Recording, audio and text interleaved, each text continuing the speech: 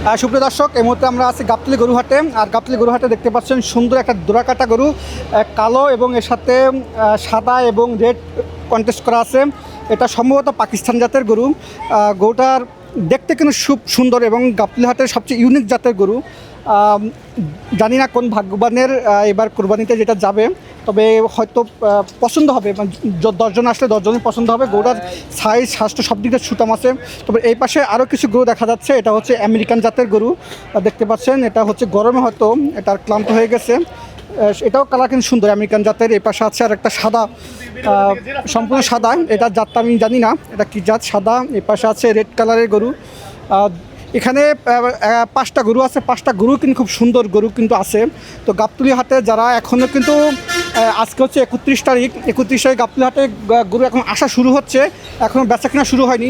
তো আগামী 2-1 দিনের মধ্যে গাবতলী হাটে সুন্দর বেচাকেনা শুরু হবে। তো যারা হচ্ছে গরু নিতে যাচ্ছেন, এটা আমেরিকান জাতের গরু আর ওটা হচ্ছে পাকিস্তান জাতের দোয়াকাটা গরু, চাইলে এখানে গরুগুলো দেখতে পারেন যাদের একটু বড় সাইজের গরু পছন্দ। তো সবাই ভালো থাকবেন, আল্লাহ হাফেজ।